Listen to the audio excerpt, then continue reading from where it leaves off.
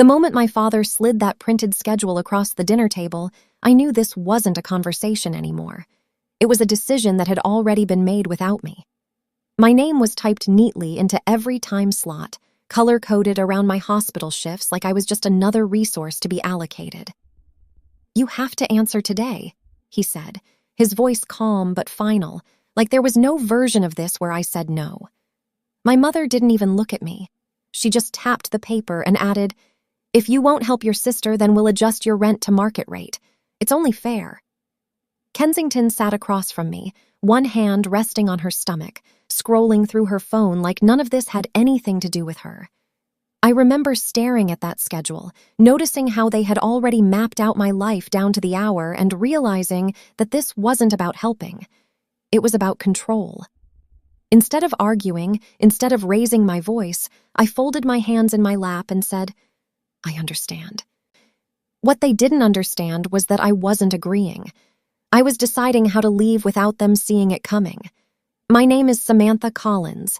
At the time, I was 24, working as a registered nurse at a major hospital in Seattle. My shifts were long, unpredictable, and demanding, but I had chosen that path. I wasn't just working, I was building something. Quietly, without making a point of it, I had enrolled in a competitive pre-med bridge program preparing for medical school. It wasn't something I talked about at home, not because I wasn't proud of it, but because in my family, achievements didn't carry much weight unless they belonged to Kensington. Living with my parents wasn't about comfort. It was strategy.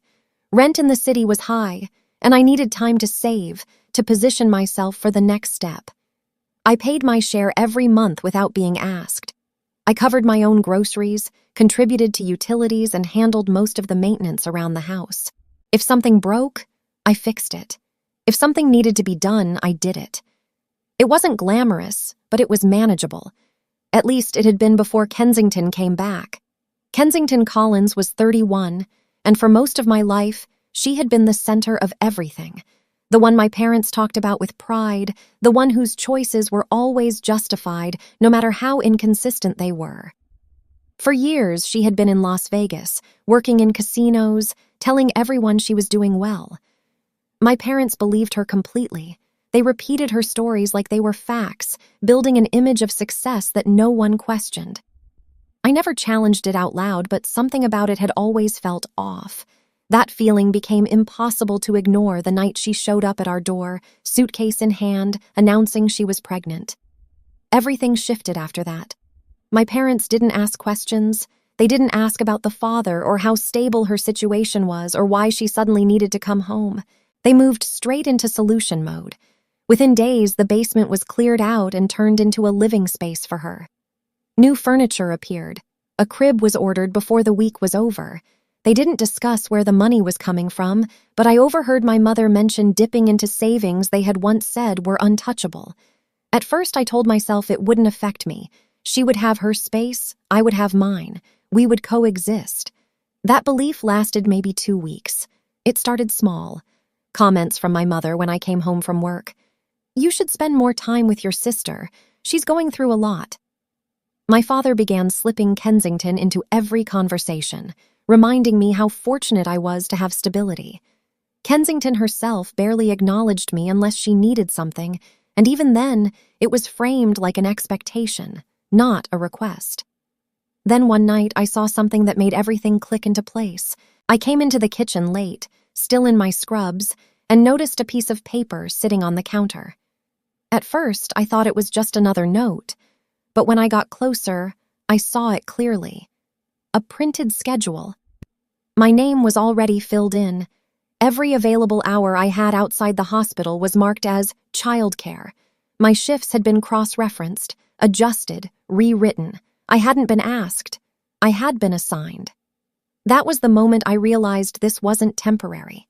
This wasn't about helping my sister through a difficult time. This was a system they were building, one where my time, my energy, and my life were no longer mine to control. And the worst part was, they expected me to accept it like I always had before. The morning after that dinner, nothing was said outright, but everything felt different. The house was quieter, Not in a peaceful way, but in a way that made every small sound stand out. Cabinets closed a little harder than necessary. Footsteps lingered just a second too long outside my door. It was the kind of silence that meant something had already been decided and didn't need to be discussed again. At first, the pressure came in small, controlled ways. My mother started leaving notes on the kitchen counter, written in her careful handwriting. "Kensington has an appointment at 2 p.m. Can you be home by then?"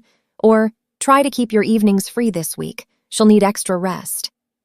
They weren't framed as demands, but they carried the same assumption every time. That I would adjust, that I would rearrange my life without questioning it. I didn't respond to the notes directly. I kept my routine the same, leaving early for my shifts, coming home when my schedule allowed. But even that became a problem. One evening, after a long shift that had stretched past 12 hours, I walked through the door expecting nothing more than a moment to breathe. Kensington was lying on the couch, a blanket draped over her legs, the television flickering in the background. She didn't look at me when she spoke. "You're late," she said, like it was a fact. "My shift ended at 6, I replied, dropping my bag by the door. She shrugged without looking up. "Mom said you'd be back earlier." It wasn't an argument. It was a statement of expectation. And in that moment, I understood that the schedule on that paper had already been accepted as reality by everyone in the house, except me. Over the next few days, the pressure became more coordinated. My father started bringing up finances at dinner, tapping his fingers against the table like he was preparing to present something official. "Expenses are increasing," he said one night, his tone measured. "With another person in the house, we need to think about fairness." He didn't look at Kensington when he said it. He looked directly at me. My mother nodded beside him, adding, "Everyone should contribute in the way that makes the most sense." I knew exactly what they meant. It wasn't about money. It was about compliance. Meanwhile, Kensington settled into the house as if she had always been there. Her things spread from the basement into shared spaces, then slowly into areas that used to be mine. Her shoes by the front door, her makeup in the bathroom, her groceries mixed with mine in the fridge. When I pointed out that she had taken the yogurt I had bought for the week, she barely glanced at me. "It's just food," she said. "Don't make it a big deal." It wasn't about the yogurt. It was about the assumption that what was mine no longer mattered. The first real crack in the story she had been telling came late one night. I had come downstairs for water and heard her voice from the basement, low and tense. "I said I'll figure it out," she snapped into her phone. There was a pause, then a sharper edge to her tone. "Stop calling me. I don't have it right now." I froze for a second, not close enough to hear everything, but close enough to feel the urgency behind her words. When she came upstairs and saw me, her expression shifted instantly, smoothing into something controlled. "Just work stuff," she said before I even asked. I didn't respond. I didn't need to. The explanation didn't match the tone I had heard. The next morning, a new version of the schedule appeared on the counter. This one was more detailed. My name highlighted in blocks that overlapped with my shifts at the hospital. I stared at it, trying to understand if this was careless or deliberate. My mother walked in behind me and glanced at the paper like it was completely normal. "We adjusted it," she said. "You can talk to your supervisor about shifting your hours. It's not that complicated." That was when I realized they didn't see my job as fixed. They saw it as flexible, something that could be moved around Kensington's needs. That afternoon at work, the pressure followed me. I made a mistake. A small one, caught before it caused harm, but enough to shake me. I entered a dosage twice, my hands hesitating just long enough for my supervisor to notice. She pulled me aside later, her voice calm but firm. "You're distracted," she said. "You need to get some rest." I nodded, but I didn't explain. Because the truth wasn't just about being tired. It was about being pulled in two directions, one of them demanding more than I could give. When I got home that evening, my father was waiting in the living room with his laptop open. A spreadsheet filled the screen, numbers lined up in neat columns. "We need to finalize this," he said. gesturing for me to sit. I stayed standing. "We've calculated the market rate for your room," he continued, turning the screen toward me. The number was almost double what I was paying. "If you're not willing to help with childcare, this is the adjustment." I looked at the number, then at the printed schedule beside it, and finally at the three of them. My mother standing behind him, arms crossed, Kensington leaning against the wall, watching quietly. It was all connected. The schedule, the rent, the pressure, not separate conversations, but parts of the same plan. As I turned to walk away, Kensington's voice followed me, light and almost amused. "You don't really have a choice anyway," she said. That was the moment I realized she believed that completely. And that was exactly why I knew she was wrong. The pressure didn't explode all at once. It tightened slowly, day by day, until even the smallest moment at home felt like something I had to endure rather than live through. By the third week after that dinner, the schedule wasn't just a piece of paper anymore. It was something they referenced constantly, something they expected me to follow without question. My phone started buzzing during my shifts. At first it was occasional, a message from my mother asking when I would be home. Then it became more frequent. Calls I couldn't answer, followed by texts that carried a quiet urgency. "Kensington isn't feeling well. She needs to rest. Can you come back early today?" I stopped responding during work hours, silencing my phone and focusing on what I needed to do. But the messages didn't stop. They just waited for me when I got off shift, stacking up like reminders of what was expected the moment I walked through the door. One evening, after a 14-hour shift, I came home exhausted, my mind still half in the hospital. Before I could even set my bag down, my mother was standing in the hallway, arms crossed. "You missed your time slot," she said. There was no greeting, no acknowledgement of the hours I had just worked, just that sentence. I stared at her for a second, trying to process it. "I was at work," I said, my voice flat. She sighed, shaking her head like I had chosen to be difficult. "We all have responsibilities, Samantha. You need to start prioritizing this family." That word lingered long after she walked away. Prioritizing. As if everything I was building, everything I had been working toward, was something optional. Something that could be rearranged to fit their needs. Dinner that night felt different from the moment I sat down. The table was set the same way, the food looked the same, but the air was heavier. My father didn't wait long to speak. "We need to settle this," he said, his voice firm. My mother nodded beside him, and Kensington sat across from me, quiet but alert, like she was watching a scene she had already seen play out. They didn't soften it this time. There were no suggestions, no careful wording. It was clear. I either committed fully to the babysitting schedule, no exceptions, no adjustments, or the rent increase would take effect immediately. Not next month, not after discussion, immediately.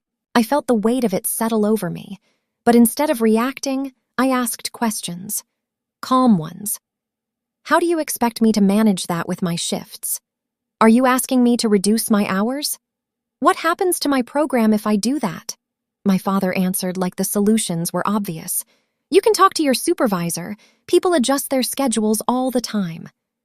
My mother added, "This is temporary. Once the baby is older, things will calm down." I knew that wasn't true. Nothing about this felt temporary. Then Kensington spoke, her tone light, almost dismissive. "It's not that hard," she said. "Plenty of people work and take care of kids." I looked at her, really looked at her, and something inside me shifted. "Your kids," I said quietly, "not mine." The room went silent for a second before my mother reacted. "That's enough," she snapped. "You're acting like you're separate from this family." The words were sharp, but they weren't new. I had heard versions of them before, always framed the same way. If I didn't comply, I was the problem. "I am separate," I said, before I could stop myself. "I have my own responsibilities, my own goals." My father leaned forward, his expression hardening. "And we've supported those goals," he said. "We've given you a place to live, stability." And now, when your sister needs help, you want to walk away? For a moment, the words hit harder than I expected. Not because they were true, but because they were designed to make me doubt myself, to make me feel like I owed them something I couldn't repay unless I gave up everything I had been working toward. But then something else cut through that doubt. A memory from earlier that day. A patient who had ignored symptoms until they became impossible to manage. I had told them, calmly, that avoiding the problem didn't make it go away. It just delayed the consequences. And suddenly, I saw it clearly. This wasn't about helping. It was about enabling, about stepping into a role that would never end because no one here had any intention of changing. "I'm not doing this," I said, my voice steady despite the tension in my chest. The reaction was immediate. My mother's eyes filled with tears. "After everything we've done for you?" she said, her voice breaking. My father's tone sharpened. "You're being selfish," he said. Kensington let out a quiet laugh, shaking her head slightly. "I didn't think you'd actually say no," she said. The conversation spiraled after that. Every attempt I made to explain was dismissed, twisted into something else. By the end of it, the message was clear. If I didn't comply, there would be consequences. Financial, emotional, everything they could control. I left the table without another word and went upstairs, closing the door behind me. The silence in my room felt different now. Not calm, not safe, just still in a way that made everything echo louder in my head. That was when I noticed something on my desk.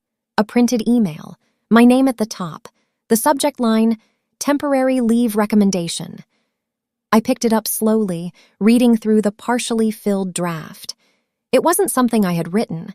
It wasn't something I had requested. It suggested reducing my hours due to family obligations. In the margin, in my father's handwriting, were notes, small adjustments, suggestions. They weren't just pressuring me anymore. They were preparing to rewrite my life for me. I sat there for a long moment, the paper still in my hands, feeling something shift completely. Not anger, not panic, something colder, clearer, because in that moment I understood exactly what staying would cost me. And for the first time, the decision stopped being emotional. It became strategic. The next morning, I didn't argue, explain, or try to fix anything. I went to work like it was any other day, but something had already shifted. I wasn't thinking about how to make the situation manageable anymore. I was thinking about how to leave it completely without losing control of anything that mattered. During my break, I opened my laptop in the staff lounge and pulled up my budget spreadsheet. It was something I had kept updated for months, tracking every expense, every paycheck, every small adjustment I made to stay on track. This time, I wasn't reviewing it. I was recalculating everything with a different goal. How quickly could I get out without putting myself at risk? I listed my savings, my monthly income, my fixed expenses, and then started searching for rental options near the hospital. Living alone wasn't realistic yet, not with the cost of housing, but I didn't need ideal. I needed something stable, something outside of that house. That was when I remembered Daniel mentioning his spare room weeks earlier. At the time, I had brushed it off. I thought I still had time. Now, it felt like the only viable option. I sent him a message while still in my scrubs. "Is the room still available?" The reply came almost immediately. "Yeah, you looking?"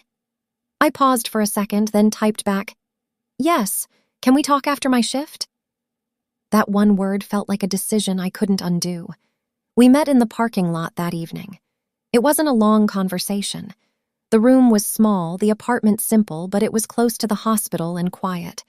No expectations beyond splitting rent and respecting space. $850 a month, utilities included. It was tight, but manageable if I cut everything unnecessary. When he handed me the spare key and said I could move in whenever I was ready, something inside me settled. Not relief exactly, but a sense that the plan was now real. I didn't tell my parents. I didn't tell anyone in that house anything. On the surface, nothing changed. I followed my routine, went to work, came home, kept my head down. But behind that routine, I started preparing. Every step had to be controlled, deliberate, and quiet. The first thing I did was document everything. Late at night, when the house was still, I took photos of my room, my furniture, my electronics, my personal items. I opened drawers, photographed their contents, noted details I had never paid attention to before.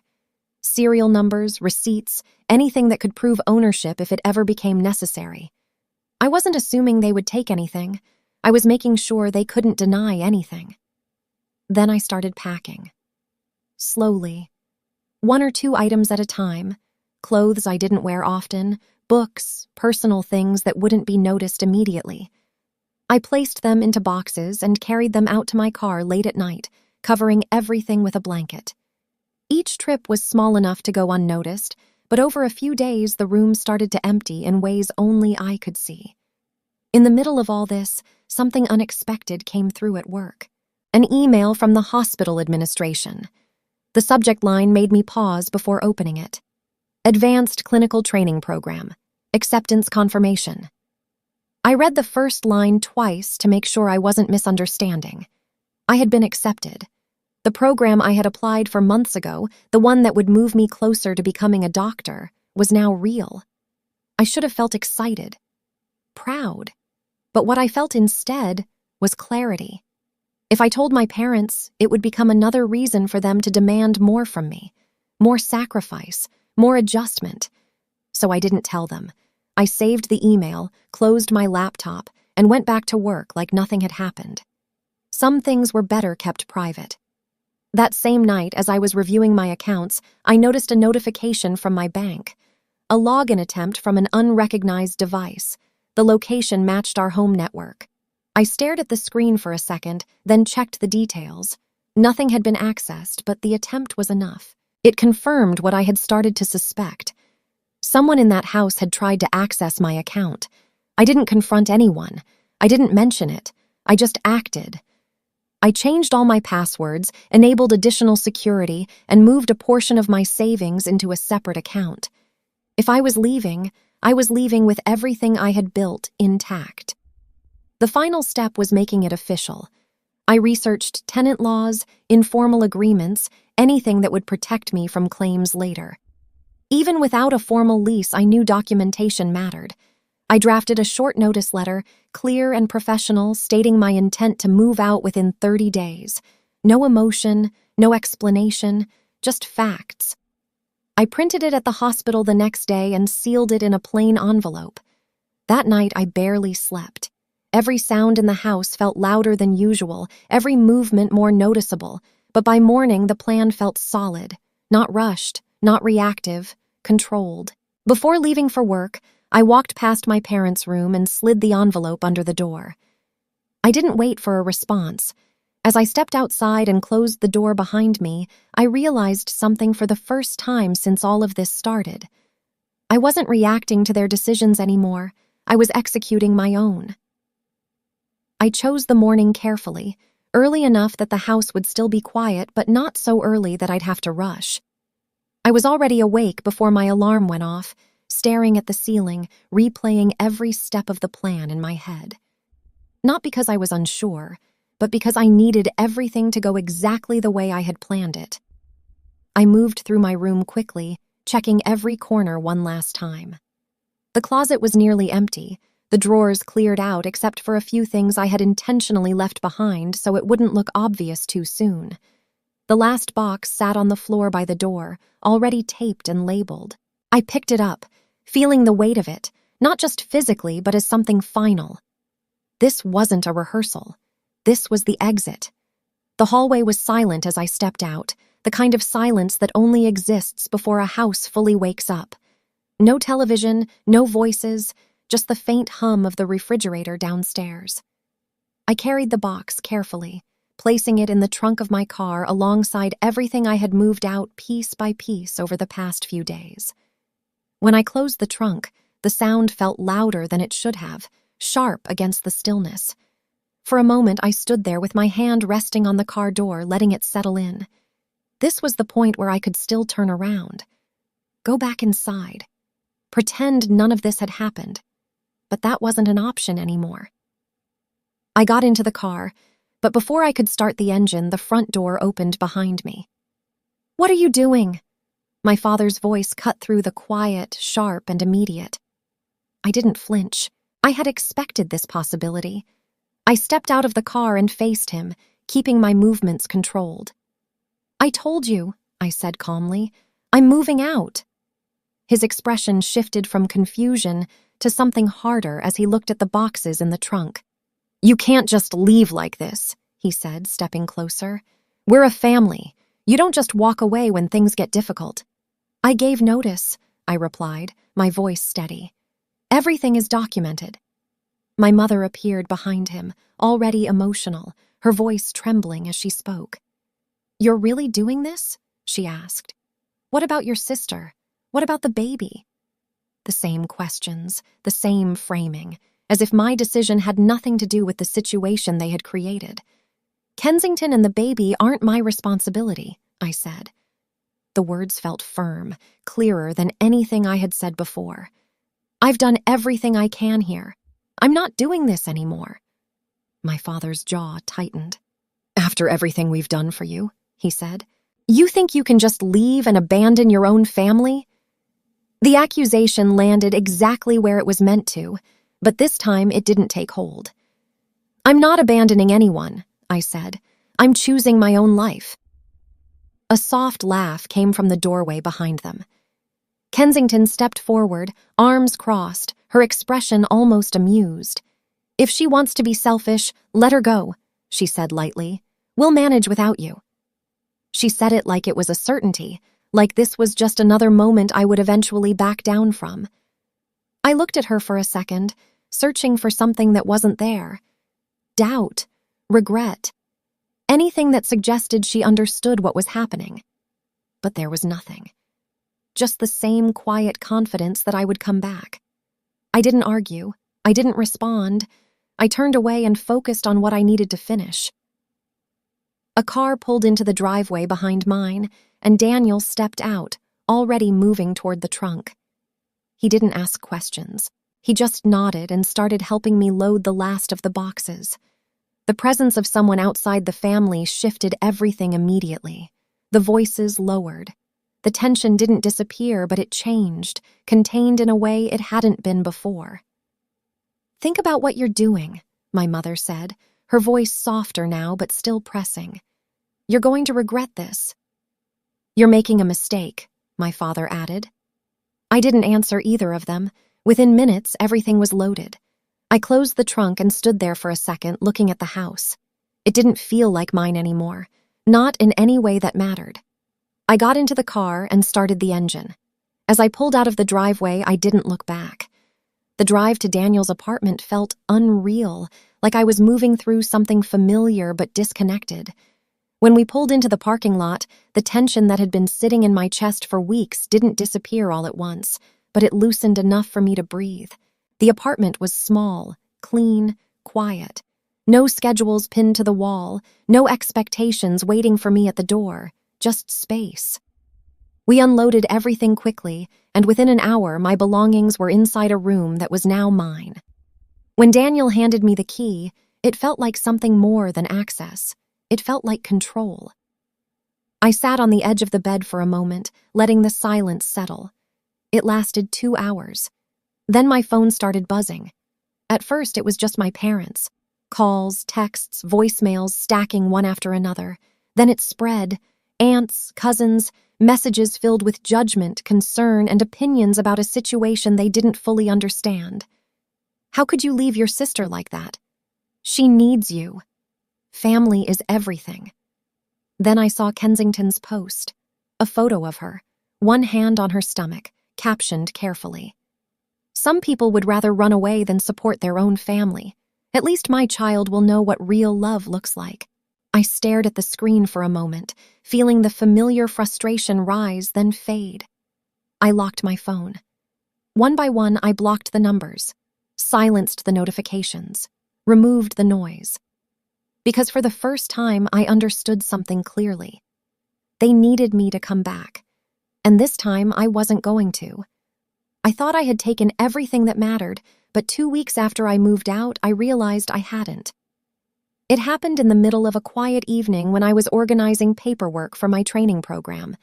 I reached for a folder that should have been in my bag, the one with my certification documents and copies of my identification. It wasn't there. I checked again, slower this time, going through every drawer, every box, every corner of the room. Nothing. That was when I knew exactly where it was.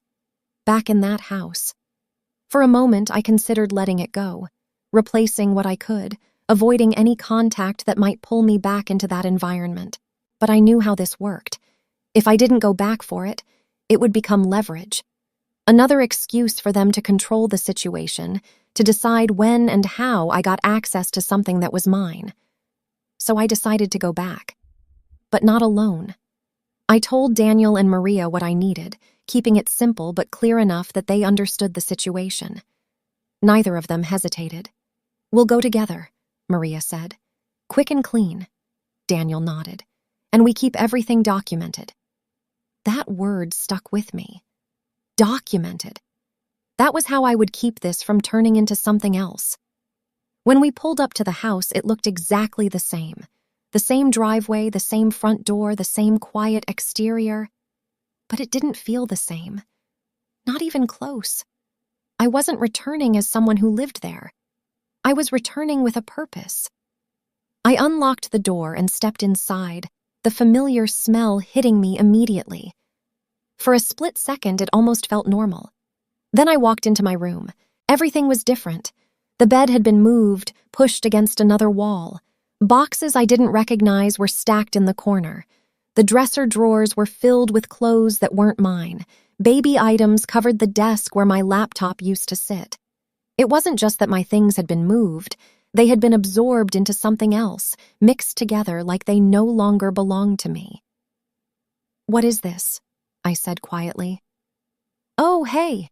Kensington's voice came from the doorway, casual, like nothing was wrong.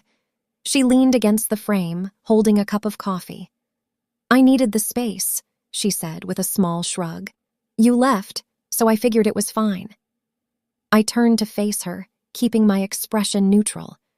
"My things were here." She took a slow sip, completely unbothered. "It's hard to tell what's yours and what's mine now," she said. "Everything kind of got mixed together." For a second, there was silence. Not because I didn't have something to say, but because I was recognizing exactly what she was doing. Creating confusion, blurring ownership, making it harder to prove anything. I reached into my bag and pulled out my phone. "I took photos before I left," I said calmly. I opened the folder and held the screen up just enough for her to see, the room as it had been, my belongings exactly where I had left them. And I made a full inventory list, including serial numbers. Her expression shifted slightly, not enough to admit anything, but enough to break that certainty. Before she could respond, my father's voice came from down the hall. "What's going on?" He stepped into the room a moment later, stopping when he saw Daniel and Maria behind me. The situation changed instantly. This wasn't just family anymore. There were witnesses now. "She's trying to take things that aren't hers," Kensington said quickly, her tone sharper. I didn't argue. I didn't raise my voice. I simply stepped aside and let the evidence speak. "I'm taking what belongs to me," I said, pulling up another photo. Then another. Each one matching what I was picking up. "Everything is documented." My father looked at the phone, then at the room, then back at me. I could see it in his expression. The shift. This wasn't something he could control the way he had before. "If anything goes missing that doesn't belong to you, I'll call the police," he said, his tone controlled but tense. I met his gaze without hesitation. "You can," I said, "and we can also explain how my belongings were moved without my consent." That was enough. The tension didn't disappear, but it changed. It became contained, careful. Daniel and Maria stepped in, helping me sort through everything piece by piece. Every item I picked up was checked against my list. My laptop, my documents, personal items that had been buried under things that didn't belong to me. When Kensington tried to claim my tablet, I pulled up the receipt and the serial number in seconds. She didn't argue after that. She just watched, her frustration growing with every item that left the room. "This is ridiculous," she muttered at one point. "You're making a big deal out of nothing." I didn't respond. By the time we were done, my things were packed, accounted for, and separate from everything else in that room. I picked up the final box and paused for a moment, looking around. Not with emotion, not with regret, just recognition. "Don't touch what isn't yours," I said quietly. No one answered. We walked out without another word. No shouting, no escalation, just a clean exit. As we loaded the last box into the car, I felt it again. That same clarity that had started the moment I decided to leave. Only now, it was final. I wasn't just gone. I was no longer something they could access. 6 months passed before I heard anything real about what was happening in that house. Not the filtered version through social media, not the indirect messages meant to pull me back in, but the kind of truth that surfaces when people are too tired to keep pretending. By then, my life had settled into something steady, something I could finally recognize as my own. My days were long, but they were focused. My training program had begun, and for the first time, I could see a clear direction forward that didn't depend on anyone else's approval. The first message came from my aunt, short and hesitant. "Things are not going well at home." I read it once, then again, and set my phone down without replying. It wasn't that I didn't care. It was that I understood what came with engaging. The details would follow, whether I asked for them or not. And they did. Not all at once, but in fragments. The baby had arrived earlier than expected, and while everything had gone relatively safely, there were complications that required extra care.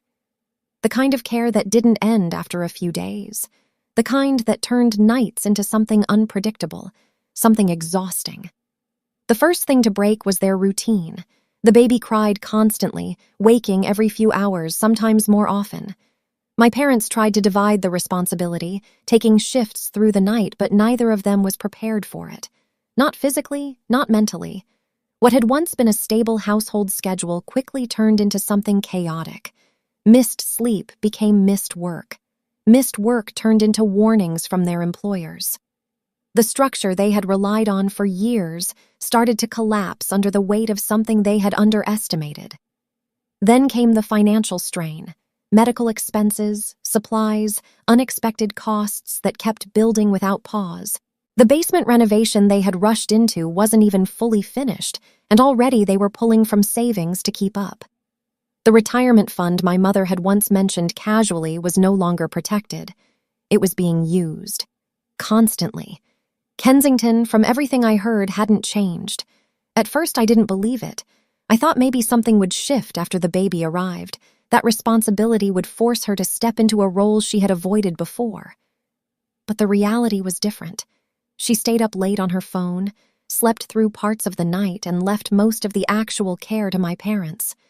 She complained about being overwhelmed, but didn't follow through in ways that would ease the situation. The pattern hadn't changed. Only the stakes had. Then the truth about Las Vegas began to surface. It started with phone calls.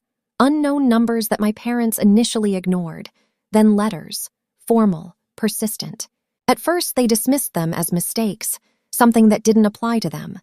But the names were consistent, the amounts were specific, and the tone shifted quickly from reminders to demands, debt. Not small, not manageable, and not recent. It had been building for a long time, hidden behind the version of success my parents had believed in so completely.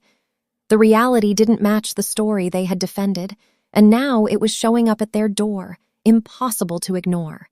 That was when things started to change inside that house. The focus shifted, not because they had let go of their frustration with me, but because they didn't have the energy to hold on to it anymore. Everything became about managing what was in front of them. The baby, the expenses, the calls that kept coming, the pressure that didn't stop. Arguments followed. Not the kind that could be dismissed or smoothed over, but the kind that left things strained. My father questioning Kensington about the calls, about the money, about what she had told them. My mother trying to defend her at first, then running out of explanations. The same words they had used on me, responsibility, sacrifice, family, now redirected at the person they had always protected. And for the first time, those words didn't work. On my side, everything moved forward. My schedule was still demanding, but it was structured. My performance improved without the constant distraction of pressure waiting at home. Supervisors who had once told me to slow down were now recognizing the consistency in my work. Opportunities started to appear, not suddenly but steadily, each one building on the last. The contrast between our lives became impossible to ignore. On one side, a house filled with exhaustion, tension, and problems that kept multiplying. On the other, a life that was still challenging, but stable, controlled, and moving in a direction I had chosen. The messages from my family changed over time. The anger faded first, then the accusations. What replaced them was quieter. Updates, photos of the baby sent without context, like reminders of something I was supposed to feel connected to. "She's growing so fast," one message read. "Don't you want to meet her?" I didn't respond. Not because I didn't understand what they were trying to do, but because I did. The situation they had created was no longer sustainable, and without me, they were feeling the full weight of it. One evening, after a long shift, my phone buzzed again. A message from my father, shorter than anything he had sent before. No accusations, no demands. "We could really use your help right now." I stared at the words for a long moment, feeling the difference between then and now settle in. 6 months ago, that message would have been enough. Now, it wasn't. I didn't reply to my father's message that night. I read it once, then set my phone down on the table and went back to reviewing my notes for the next day. It wasn't that I didn't understand what he meant. I understood it better than I ever had before. But for the first time, understanding didn't come with the urge to fix it. The messages didn't stop after that. They just changed. My mother started sending photos of the baby, small updates with short captions. "She smiled today. She's been sick again. We haven't slept in 2 nights." There were no accusations anymore, no attempts to argue or pressure me directly, just fragments of a reality I already knew existed. Kensington stopped posting the kind of confident, curated updates she used to share. The version of her life that had once looked effortless was gone, replaced by something quieter, less certain. I didn't block them this time, but I didn't engage either. I created distance that was consistent, not emotional. I checked messages when I chose to, not when they came in. I didn't respond to every update or every attempt to reach me. It wasn't about punishing them. It was about maintaining something I had fought to build. Boundaries that didn't shift just because the situation had changed. On my side, everything continued to move forward. The training program pushed me harder than anything I had done before, but it also confirmed something I had always known quietly about myself. I could handle it. Long shifts, difficult cases, constant learning. It wasn't easy, but it was clear. Every decision I made was aligned with something I had chosen, not something that had been assigned to me. About a year after I left, I received my official placement. The email came through early in the morning, and for a second, I just stared at it, reading the first line over and over again. I had been accepted. Not just into another program, but into the next stage of everything I had been working toward. When I saw my name there, it didn't feel overwhelming. It felt steady, like something that had been built step by step was finally real. I didn't tell my family, not because I wanted to keep it from them, but because I didn't need their reaction to define it. That was something I had learned along the way. Recognition from people who only value you when you're useful isn't something you can build a life on. The last update I heard came, again, from my aunt. She didn't dramatize it. She never did. She just told me what was happening. My father had reduced his hours. My mother had taken time off work. The financial strain hadn't eased. Kensington was still there, still dependent, still avoiding responsibility in ways that hadn't changed. The house that had once felt stable was now something else entirely. Tense, exhausted, holding together but barely. I listened. I acknowledged it. and then I let it stay where it belonged. There was no final conversation, no moment where everything was explained or resolved. For a long time, I thought that meant something was missing. That closure required a confrontation, a clear ending where everyone understood what had happened. But it didn't.